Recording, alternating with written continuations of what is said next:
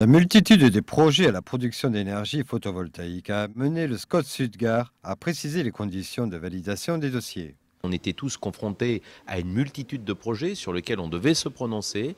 Et donc avec la commission environnementale présidente par Vincent Allier, eh bien, nous avons souhaité mettre en place une grille d'analyse qui nous permettra d'avoir une véritable aide à la décision lorsqu'il y a un projet et éviter en quelque sorte que tout le monde perde son temps.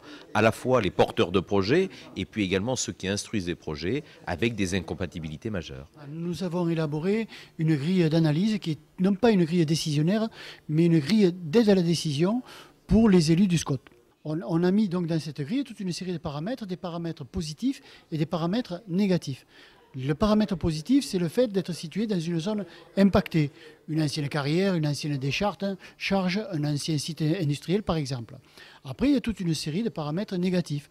Le fait d'être en zone AOC, le fait qu'il y ait un impact paysager, la taille du projet qui est peut-être trop grande, etc. Toute une série de critères comme ça.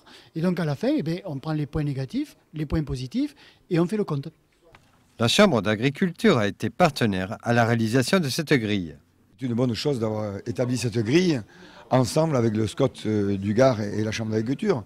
Mais je crois que cette grille doit être valable aussi pour tout le département du Gard. Je dirais même pour la région Languedoc-Roussillon. Parce que ces projets un peu anarchiques de photovoltaïque dans tous les coins du département, il fallait arrêter ça. Voilà, donc je crois que nous, en tant que responsables agricoles, on est des responsables avant tout. On n'est pas pour l'intérêt particulier, on est pour l'intérêt collectif.